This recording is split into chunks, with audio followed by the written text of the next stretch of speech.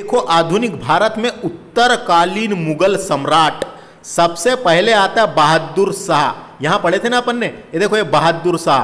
तो इसके बारे में बता देता हूं दोस्तों मैं आपको। बहादुर शाह, तो बहादुर शाह औरंगजेब की मृत्यु के बाद, औरंगजेब की मृत्यु के बाद उसका पुत्र मुआज्जम, इसी का नाम क्या था, मुआज्जम, मुआज्जम इसी का नाम शाह आलम प्रथम हुआ, है ना। मुआज्जम ने लाहौर के उत्तर में स्थित, लाहौर के उत्तर में स्थित शाहदौला नामक पुल पर मई 1707 में बहादुर शाह के नाम से अपने आप को मुगल सम्राट घोषित कर लिया। बहादुर शाह के नाम से अपने आप को मुगल सम्राट घोषित कर लिया। उसके बाद क्या होता है, 12 जून 1707 को जंजाऊ, इसको जंजाऊ भी बोलते हैं, जजाऊ का युद्ध हुआ। उत्तराधिकारी को लेकर, उत्तराधिकार को लेकर जजाऊ का युद्ध हुआ। जजाऊ के युद्ध में उत्तराधिकारी को लेकर बहादुर शाह प्रथम और आजम शाह, जो उसका भाई था आजम शाह, के बीच युद्ध हुआ था दोस्तों। उत्तराधिकार को लेकर बहादुर शाह प्रथम और आजम शाह के बीच युद्ध हुआ था। उस युद्ध में आजम शाह और आजम शाह के 2 बेटे मारे गए थे। आजम शाह और आजम शाह के 2 बेटे मारे गए थे। उसके बाद क्या होता है, उसके बाद बहादुर शाह प्रथम को अपने छोटे भाई, उसका एक छोटा भाई था जिसका नाम था काम बख्श से भी मुगल सिंहासन के लिए लड़ाई लड़नी पड़ी थी। मुगल सिंहासन के लिए भी लड़ाई लड़नी पड़ी थी। और हैदराबाद के नज़दीक 13 जनवरी 1709 को काम बख्श की मृत्यु हो गई। युद्ध में काम बख्श की मृत्यु हो गई। ऐसा करने के बाद बहादुर शाह गद्दी पर पूर्ण रूप से बैठ गया। बहादुर शाह गद्दी पर पूर्ण रूप से बैठ गया और यह सबसे वृहद मुगल शासक रहा है, 63 वर्षीय। सबसे ज्यादा उम्र का मुगल शासक रहा है, 63 वर्षीय, है ना। और जो युद्ध हुआ था दोस्तों, जो युद्ध हुआ था, मैंने क्या बताया, जजाऊ का युद्ध। जजाऊ के युद्ध में गुरु गोविंद सिंह जी ने हमदर्दी दिखाते हुए अपने मित्र बहादुर शाह का साथ दिया था। बहादुर शाह का साथ दिया था, अपने मित्र हमदर्दी दिखाते हुए अपने मित्र बहादुर शाह का साथ दिया था। इसीलिए ये फैक्ट यहाँ लिखा हुआ है। उत्तराधिकार के युद्ध में गुरु गोविंद सिंह जी ने बहादुर शाह का साथ दिया था। इतना याद रखना है जो काम का मैंने बताया, है ना। सिर्फ सुन लेना है, क्वेश्चन तो वनडे एग्जाम में नॉर्मल आते हैं। बहादुर शाह का पूर्व नाम मुआज्जम था, मुआज्जम, है ना, मुआज्जम था। और बाद में शाह आलम प्रथम भी इसे ही कहा जाता है। शाह आलम प्रथम भी इसे ही कहा गया है और बहादुर शाह प्रथम भी इसको ही कहा जाता है दोस्तों। इसकी उपाधि काय की थी, शाह आलम प्रथम, और बहादुर शाह इसी का नाम था। इसे ही साहेब बेखबर भी कहा जाता है। देखो नेक्स्ट फैक्ट, बहादुर शाह को साहेब बेखबर के उपनाम से पुकारा जाता था। क्वेश्चन आता है साहेब बेखबर किसे कहा जाता था, इतना याद रखना है यहां से। बहादुर शाह से रिलेटेड 3 फैक्ट लिखे हुए हैं लूसेंट में। अब बात करते हैं चौथा फैक्ट, जो जहादर शाह से शुरू होता है, जो इसके बाद मुगल बादशाह बनता है। देखो यहाँ पे है ना, ये देखो जहादर शाह, इसके बारे में देखिए, सुनिए। अब देखिए दोस्तों, जहादर शाह, है ना, बहादुर शाह के बाद जहादर शाह बनता है क्या, मुगल बादशाह।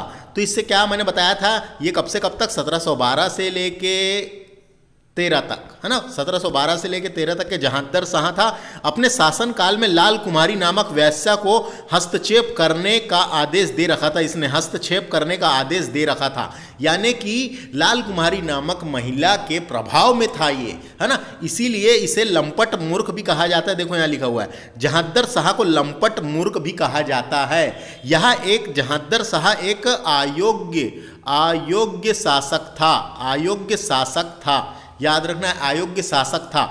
इसका प्रभाव यानी इसका वजीर जो था, इसका प्रशासन कौन चलाता था,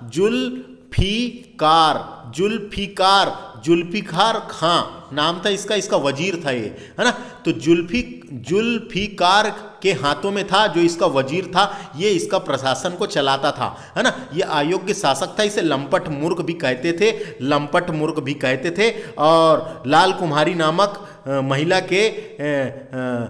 के प्रभाव में था, है ना। जहादर शाह के बाद फर्रुख सियर शासक बनता है दोस्तों, ये वाला फर्रुख फर्रुख सियर शासक बनता है। और मैंने बताया था फर्रुख सियर जो है ये 1713 से लेके 1719 तक के शासन करता है, ये सम्राट बनता है। और सैयद बंधुओं की सहायता से मुगल बादशाह बनता है, ये है ना, सैयद बंधुओं की सहायता से मुगल बादशाह बनता है।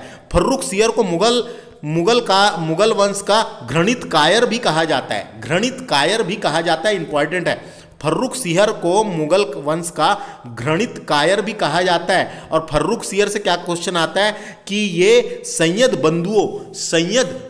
बंधुओं की सहायता से मुगल बादशाह बना। इसने 1717 में ब्रिटिश ईस्ट इंडिया कंपनी को व्यापार हेतु विशेषाधिकार पत्र यानी सुनहरा फरमान यानी फ्री व्यापार की छूट, जिसे कंपनी का मैग्ना कार्टा कहा जाता है ना।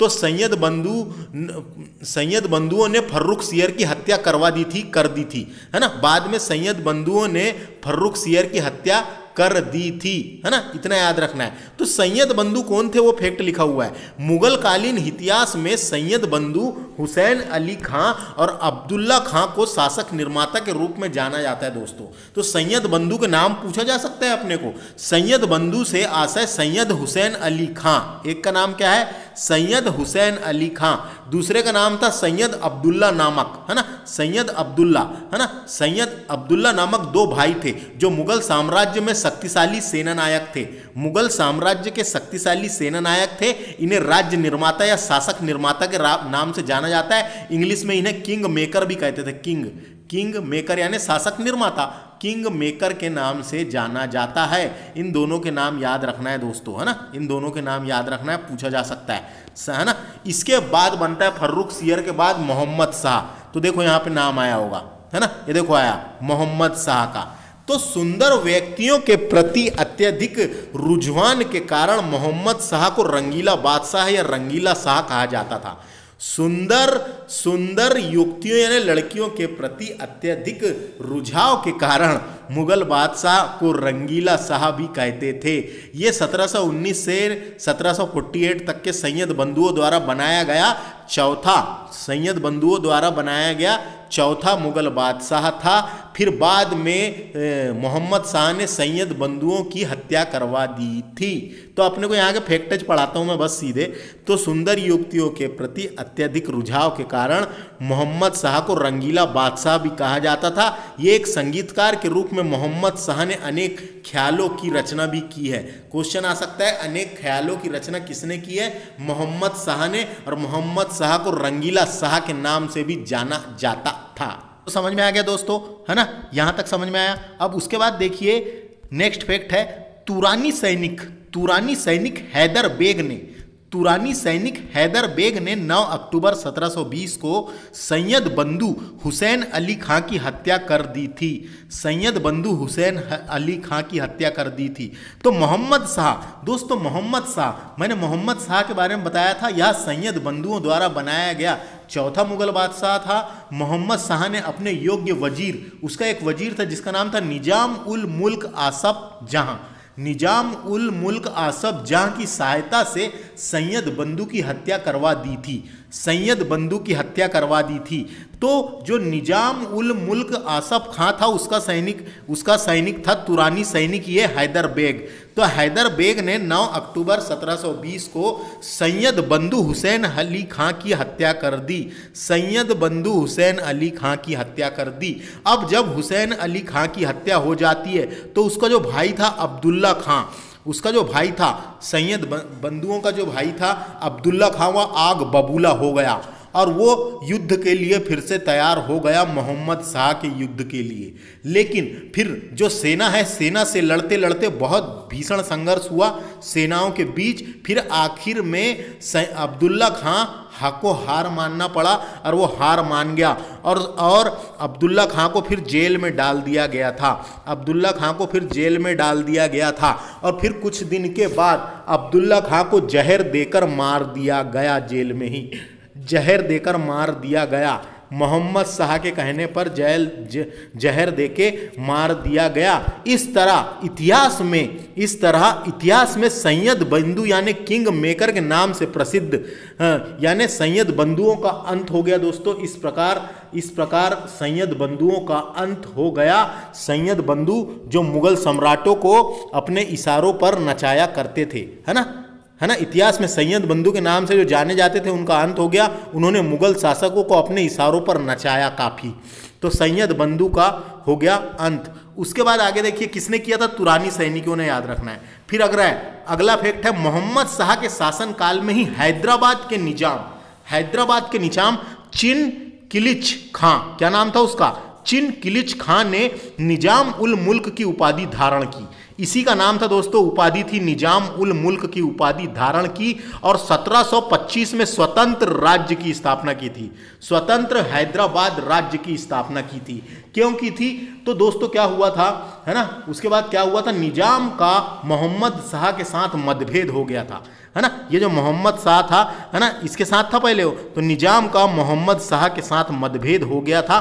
तो मतभेद होने के बाद, है ना, के शासनकाल में ही मोहम्मद शाह के शासनकाल में ही हैदराबाद की स्थापना होती है। और हैदराबाद की स्थापना चिन किलिच खां ने की थी। चिन किलिच खां का ही नाम था यानी उपाधि थी, निजाम उल मुल्क की उपाधि धारण की थी। और 1725 में स्वतंत्र हैदराबाद राज्य की स्थापना हुई थी। याद रखना है, हैदराबाद की स्थापना तुरानियों ने करी थी, ये पूछा जा सकता है। ये तुरानी था ना, ये तुरानी था। और अवध की स्थापना ईरानियों ने करी थी। यहाँ पढ़ेंगे अपन अभी जो स्वतंत्र हुए राज्य पढ़ेंगे। सबसे पहले क्या पढ़ेंगे, हैदराबाद और अवध, है ना। तो इनके बारे में आगे पढ़ेंगे, अभी फैक्ट पढ़ते हैं। तो ये भी फैक्ट समझ में आ गया। अगला है, इसी के टाइम पे जो ईरान है फारस, इसी के टाइम पे जो फारस हुआ है दोस्तों, फारस का पुराना नाम क्या था, ईरान, यानी ईरान का पुराना नाम क्या था, फारस।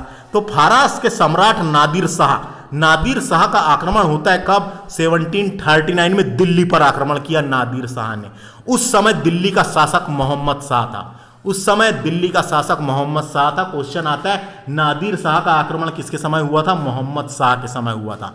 नादिर शाह को ईरान का नेपोलियन कहा जाता है, पूछा जाता है। नादिर शाह को ईरान का नेपोलियन कहा जाता है। अब नादिर शाह के आक्रमण हुआ दोस्तों, और इसने 70 करोड़ रुपए की धनराशि और शाहजहां द्वारा जो बनाया हुआ था तख्ते ताऊत, जिसे पिकाक थ्रोन कहते हैं, उसमें कोहिनूर हीरा लगा हुआ था। शाहजहां कोहिनूर हीरो वाली टोपी पहनकर बैठता था, है ना। तो उस कोहिनूर हीरा को लेकर भी फारस लौट गया, है ना। 70 करोड़ रुपए और शाहजहां के द्वारा जो बनाया गया था तख्ते ताऊत को लेकर वापस ईरान लौट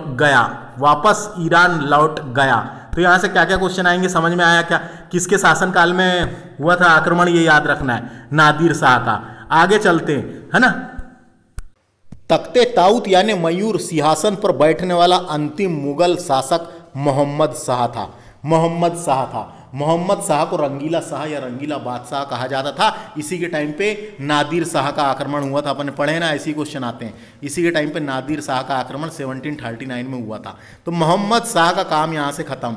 मोहम्मद शाह के बाद ये बनता है आलम शाह, और उसके बाद यहाँ सीधे शाह आलम द्वितीय के बारे में लिख रखा है, तो इसको पढ़ते हैं।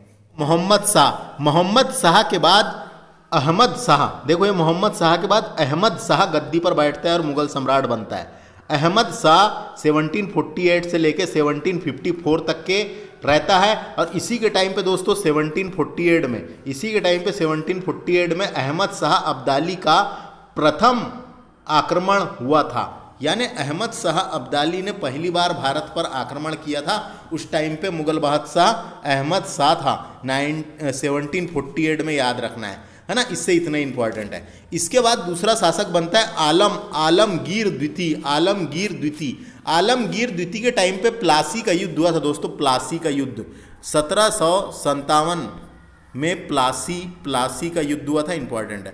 प्लासी का युद्ध हुआ था, है ना, किसके टाइम पे, आलमगीर द्वितीय के टाइम पे प्लासी का युद्ध हुआ था। अब आलमगीर द्वितीय के बाद शाह आलम द्वितीय बनता है, देखो यहाँ पे लिखा हुआ है शाह आलम द्वितीय। इससे क्या क्या क्वेश्चन आते हैं देखो। ये 1759 से लेके 1806 तक के रहा है। इसका मूल नाम अली गौहर था। इसका मूल नाम या असली नाम पूछेगा, अली गौहर था। यह अपने वजीर से जान का खतरा होने के कारण राजधानी से दूर रहता था। इसी के समय 1764 में बक्सर का युद्ध हुआ था, 1761 में पानीपत का तृतीय युद्ध हुआ था, 1765 में इलाहाबाद की संधि साइन हुई थी और उसके बाद इसको पेंशन दाता बना दिया गया था, यानी पेंशन दाता बना दिया गया था, यानी इसको पेंशन देना शुरू कर दिया था। बोले अब तुम मुगल सम्राट है सिर्फ, अब तू बोले सिर्फ सम्राट तो है लेकिन पेंशन ले और काम चला, है ना, पेंशन ले और काम चला, ऐसा याद रखना है ना। तो अंग्रेजों ने इसको पेंशन देना शुरू कर दिया था। देखो यहाँ क्या लिखा है, शाह आलम द्वितीय अली गौहर के शासनकाल में 1803 में अंग्रेजों ने दिल्ली पर कब्जा कर लिया था। क्वेश्चन आता है अंग्रेजों ने दिल्ली पर कब्जा कब किया, अंग्रेजों ने दिल्ली पर कब्जा कब किया, पूछेगा अपने को। अंग्रेजों ने दिल्ली पर कब्जा कब किया, तो 1803 में,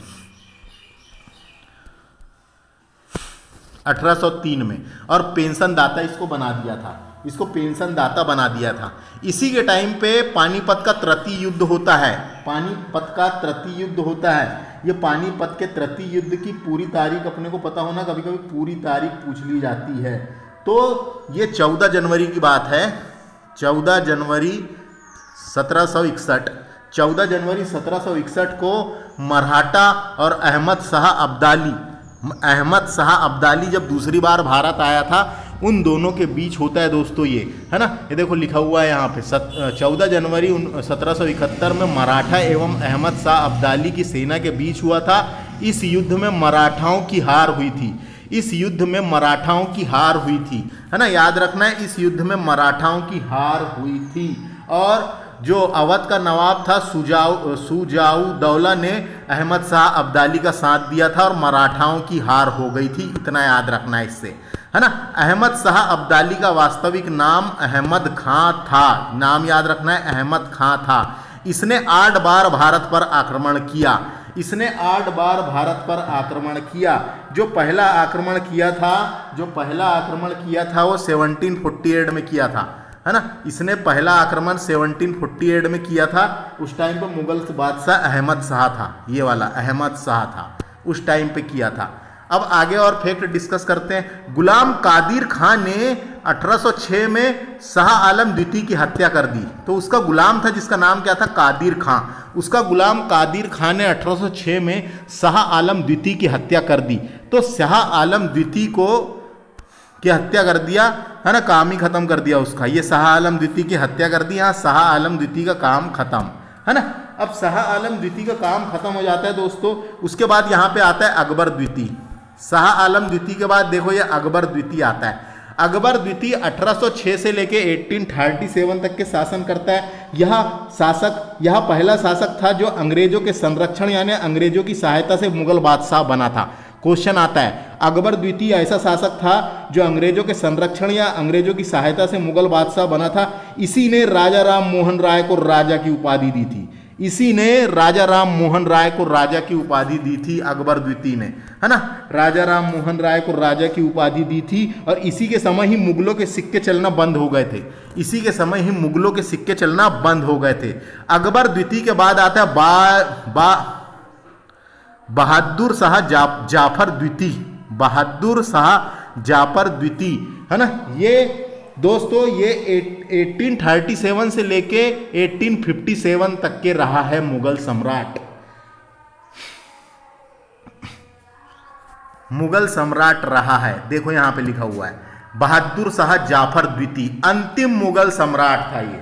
यह जाफर के नाम से शायरी लिखता था और ये अंतिम मुगल सम्राट था। 1857 की क्रांति में भाग लेने के कारण इसे जेल भेज दिया गया था। कौन सा जेल?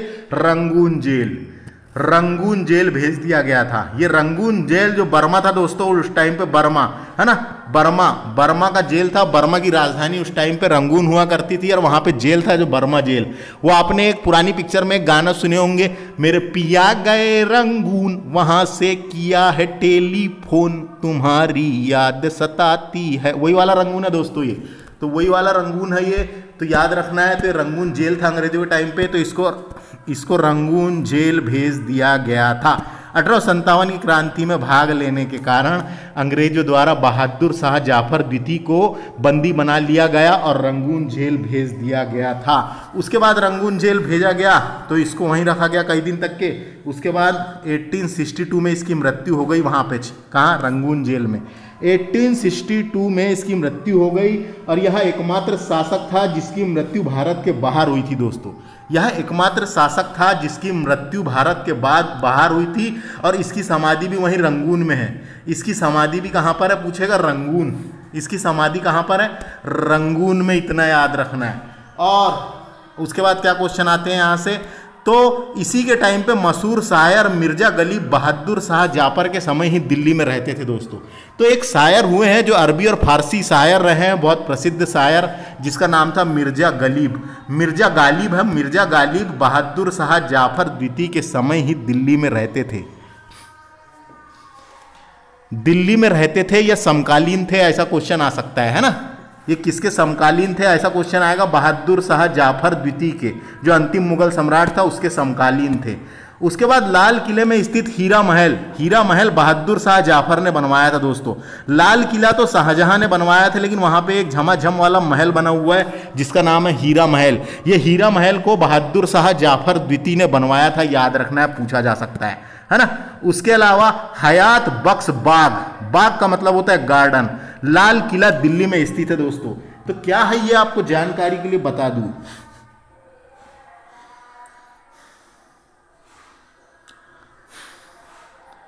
हयात बख्श बाग है, इसका अर्थ होता है जीवन प्रदान करने वाला उद्यान। दिल्ली के लाल किले में एक उद्यान बना हुआ है दोस्तों, उद्यान बना हुआ है, उसी का नाम है ना।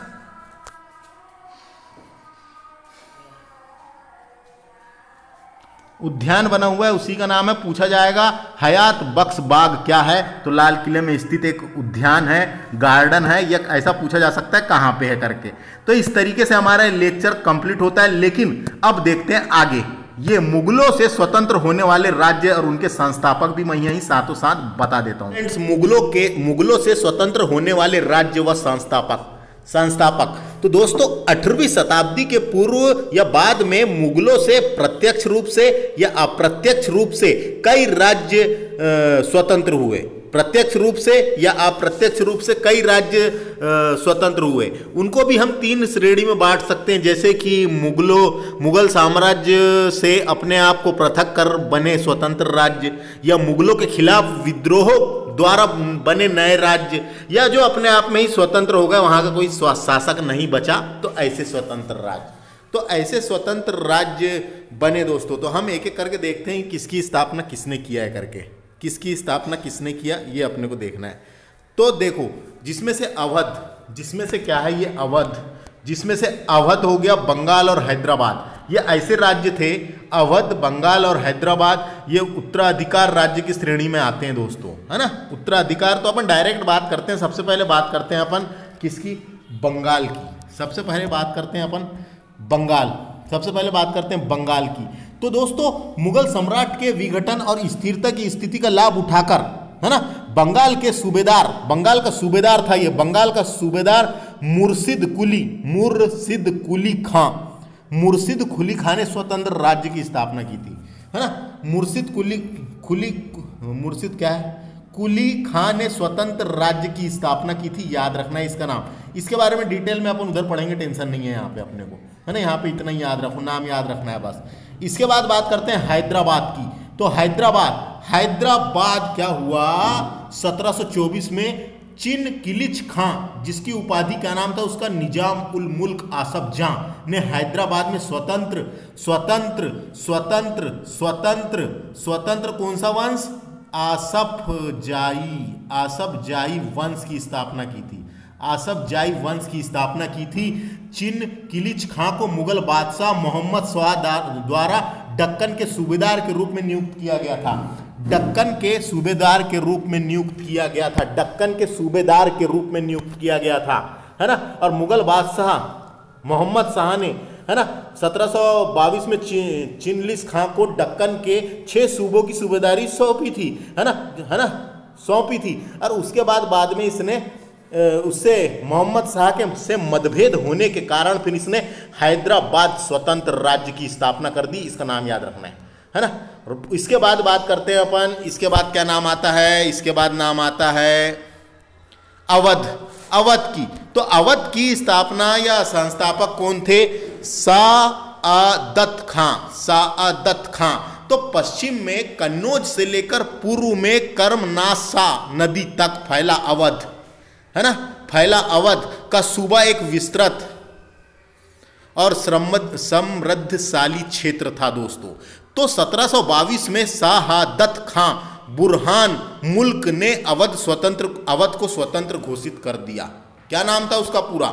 उसका पूरा नाम था शहादत खां बुरहान मुल्क। शहादत खां बुरहान मुल्क ने हैदराबाद को स्वतंत्र घोषित कर दिया और मोहम्मद शाह ने अवध का सूबेदार नियुक्त किया था।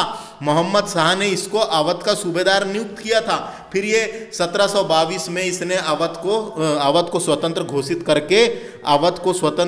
करके यहाँ पे स्थापना कर डाली। इतना याद रखना है बस।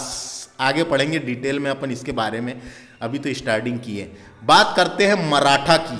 तो मराठा तो यहाँ पे है ही नहीं, है ना।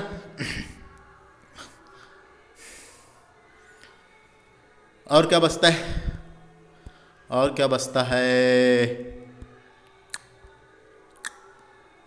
मैसूर के बारे में भी बाद में पढ़ेंगे ना, बहुत देर से हो गया। देखो समझ में आ गया।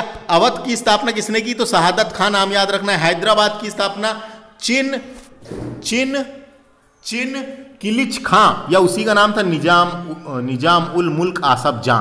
रुहेलखंड की स्थापना वीर दाऊद और अली मोहम्मद खां ने करी थी। दोस्तों नाम याद रखना है। मैं नाम तो आपको याद करवा नहीं सकता, सिर्फ समझा सकता हूं, पढ़ा सकता हूं, है कि नहीं। नाम तो खुद को ही याद करना पड़ेगा। रुहेलखंड की स्थापना वीर दाऊद एवं अली मोहम्मद खां ने की थी। बंगाल की स्थापना मुर्शिद कुली खां ने की थी। बंगाल की स्थापना मुर्शिद कुली खां ने की थी। कर्नाटक की स्थापना सुदूतुल्ला खां ने की थी। नाम याद रखना है। कर्नाटक राज्य की स्थापना सुदूतुल्ला खां ने की थी। किसने की थी? सुदूतुल्ला खां ने की थी। भरतपुर की स्थापना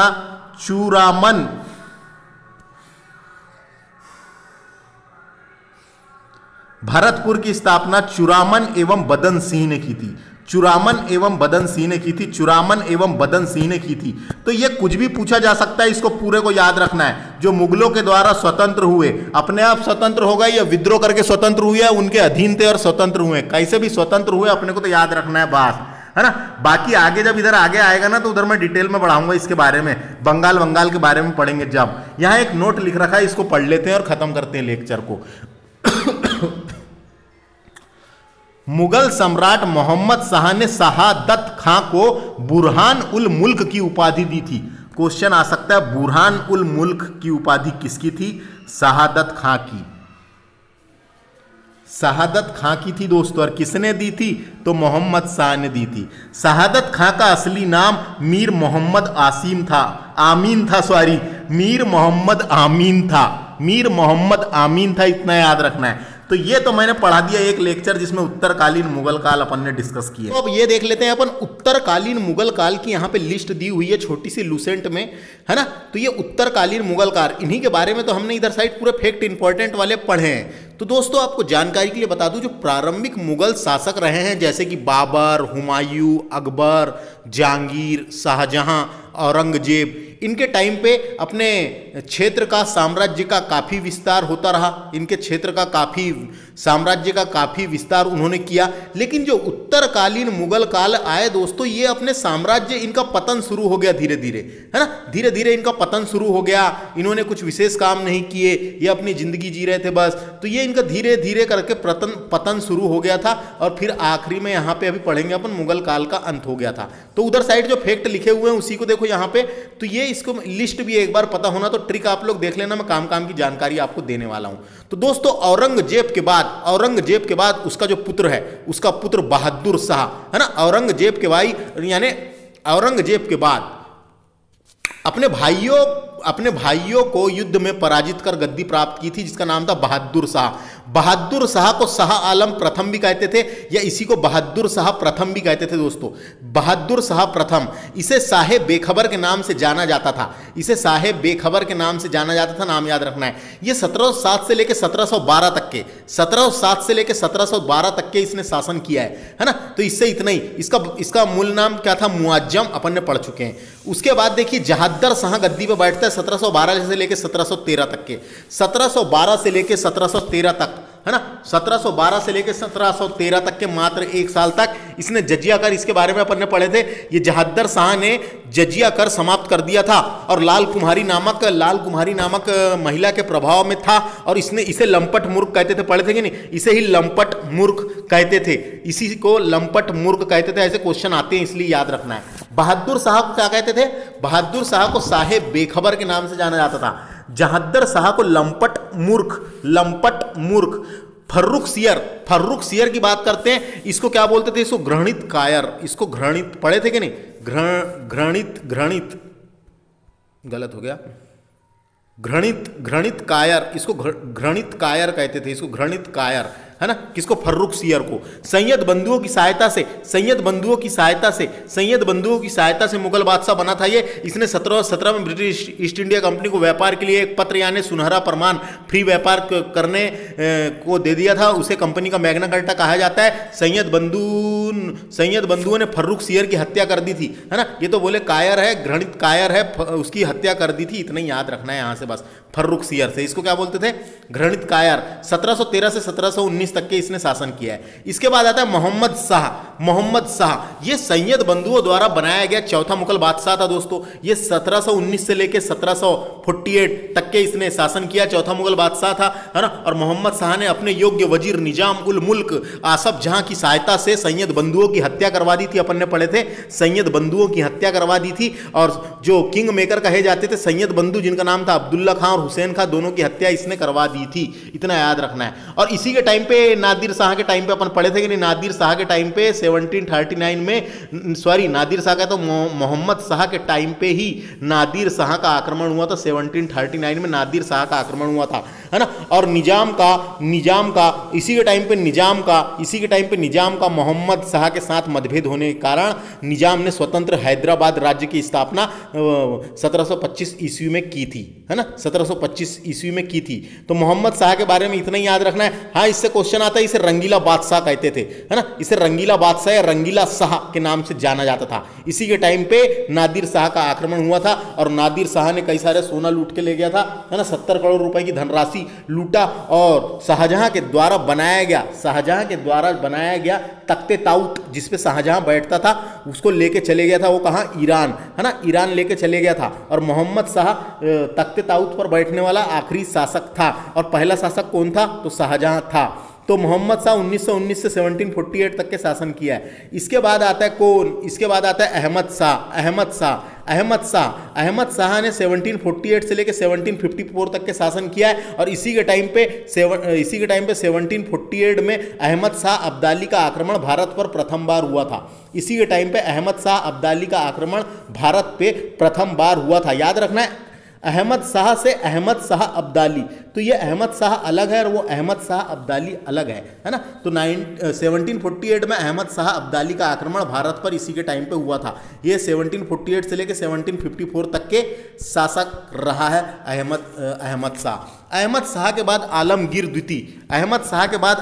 द्वितीय दोस्तों, आलमगीर द्वितीय बनता है। और इसी के टाइम पे देखो 1754 से लेकर 1759 तक के ये रहता है। और इसी के टाइम पे प्लासी का युद्ध होता है, प्लासी 57 में, है ना, 1757। कौन सा 57? 1757 में प्लासी का युद्ध होता है। तो आलमगीर द्वितीय के टाइम पे ही प्लासी का युद्ध होता है, इतना याद रखना है।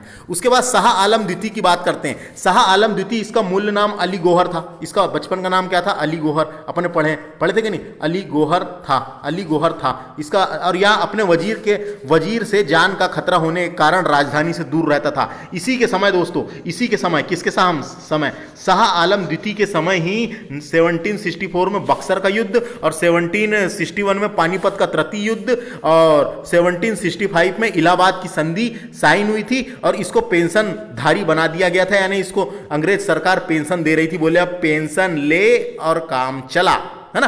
पेंशन ले और काम चला। क्योंकि ये देखो यहाँ लिखा हुआ है, अंग्रेजों ने दिल्ली पर आक्रमण कर लिया था, दिल्ली पर कब्जा कर लिया था और इसको पेंशन धारी बना दिया था। बोले पेंशन ले और काम चलाओ, तुम बादशाह तो हो लेकिन पेंशन लो और काम चलाओ। तो 1759 से लेकर 1806 तक के शाह आलम द्वितीय बादशाह रहता है। इसके बाद अकबर द्वितीय बादशाह बनता है दोस्तों। अकबर द्वितीय 1806 से लेकर 1837 तक के मुगल बादशाह था। अकबर द्वितीय यह पहला शासक था जो अंग्रेजों की संरक्षण से मुगल बादशाह बना था, यानी अंग्रेजों की सहायता से मुगल बादशाह बना था अकबर द्वितीय, याद रखना है ना। और इसने राजा राम मोहन राय को, जो राजा राम मोहन राय हुए हैं सती प्रथा वाले, है ना, राजा राम मोहन राय को राजा की उपाधि दी थी। राजा की उपाधि, डायरेक्ट क्वेश्चन आता है, राजा की उपाधि। उनका नाम मोहन राय था, तो उनका नाम जब राजा की उपाधि दी तो राजा राम मोहन राय हो गया। और अकबर द्वितीय के समय ही, इन्हीं के समय ही मुगलों के सिक्के चलना बंद हो गए थे। इतना ही क्वेश्चन आता है। बहादुर शाह जाफर द्वितीय, है ना, द्वितीय क्यों बोल रहे हैं, काहे कि इसको प्रथम बोल रहे हैं। बहादुर शाह प्रथम और ये बहादुर शाह जाफर द्वितीय है। ये द्वितीय इससे क्या क्या क्वेश्चन बनते हैं, तो ये जाफर के नाम से शायरी लिखता था दोस्तों, है ना, जाफर के नाम से शायरी लिखता था। ये 1837 से लेकर 1857 की जो क्रांति हुई थी वहां तक के मुगल बादशाह था। तो बहादुर शाह जाफर से क्या क्या क्वेश्चन आते हैं। 1857 की क्रांति में भाग लेने के कारण इसे रंगून जेल भेज दिया गया था। रंगून जेल था दोस्तों, जो बर्मा था, बर्मा म्यांमार का पुराना नाम बर्मा था। बर्मा की राजधानी, पुरानी राजधानी रंगून हुआ करती थी। तो वहां पे अंग्रेजों के टाइम पे एक जेल था दोस्तों, बहुत जेल था जबरदस्त वाला, है ना। तो वहां जेल भेज दिया गया था अंग्रेजों ने। क्यों भेजे थे, 1857 की क्रांति में भाग लेने के कारण इसे रंगून जेल भेज दिया गया। और वहां पे 1862 में रंगून जेल में ही इसकी मृत्यु हो गई। और बहादुर शाह जाफर द्वितीय की समाधि वहीं पे है, कहां, रंगून में, याद रखना है। यह एकमात्र शासक था जिसकी मृत्यु भारत के बाहर हुई है। यह एकमात्र शासक था जिसकी मृत्यु भारत के बाहर हुई है, भारत के बाहर हुई है। मिर्जा गलीब अपन ने पढ़े थे, मिर्जा गलीब जो मशहूर शायर है, मिर्जा गलीब इसी के समकालीन थे। इतनी चीजें उधर साइड अपन फैक्ट में पढ़े हैं। तो यही क्रम है, बस इसको ही देखना है। और उसके बाद यहां से क्या होता है, तो कानूनी रूप से मुगल साम्राज्य, मुगल सम्राट का पद समाप्त कर दिया गया 1 नवंबर 1958 को। सॉरी 1958, हाँ 1958 ही तो 19 नहीं है, 1858 है, सॉरी 1858। 1 नवंबर 1858 को मुगल बादशाह का पद समाप्त कर दिया गया, है ना। जो एक्ट आया था the better government of India act, जिसमें सीधे क्राउन, ब्रिटेन का शासन स्थापित हो गया था। तो ये वाली उत्तरकालीन मुगल काल को देख लेना है अपने को। बहादुर शाह प्रथम पहला बना, उसके बाद जहांदर शाह बनता है, फिर फर्रुख सियर बना, फिर मोहम्मद शाह बना, फिर अहमद शाह बना, है ना। उसके बाद आलमगीर द्वितीय बना, शाह आलम द्वितीय बना, अकबर द्वितीय बना और बहादुर शाह जाफर द्वितीय बना, द्वितीय, है ना। तो बहादुर शाह से शुरू, बहादुर शाह प्रथम से शुरू और बहादुर शाह जाफर द्वितीय से में खत्म उत्तरकालीन मुगल काल। और इसके पहले के कौन थे वो तो मैंने आपको बता ही दिया है कि नहीं। इसके पहले के जो आधुनिक भारत में पढ़ते हैं अपन, इसके पहले वाले अपन आधुनिक भारत में पढ़ते हैं, आपको तो पता ही होगा, है कि नहीं। और याद रखना है, इसके पहले के अपन कहाँ पढ़ते हैं, आधुनिक भारत में पढ़ते हैं। तो इसके पहले के अपन आधुनिक भारत में पढ़ते हैं दोस्तों, जैसे कि बाबर, है ना, अपन ने पढ़े थे बाबर के बारे में थोड़ा सा बता देता हूँ। बाबर मुगल वंश का संस्थापक था। इसकी समाधि कहाँ पर है, इसको सबसे पहले आगरा के आराम बाग में दफनाया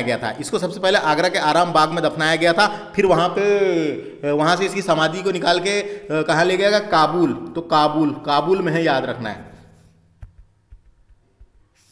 इसकी समाधि कहाँ पे है, काबुल। इसकी समाधि कहाँ पर है, बाबर की पूछेगा, काबुल में। बाबर के बाद उसका लड़का आता है हुमायूं का मकबरा कहाँ पर है, दिल्ली में। हुमायूं का मकबरा कहाँ पर है, दिल्ली में, कोई दिक्कत नहीं है। फिर आता है अकबर, है ना, अकबर का मकबरा कहाँ पर है, सिकंदरा कहाँ है, दिल्ली से आगरा से 5 किलोमीटर दूर सिकंदरा नामक जगह, सिकंदराबाद मत समझना है, सिकंदरा अलग है। आगरा से 5 किलोमीटर दूर सिकंदरा है, वहां पे है अकबर की समाधि।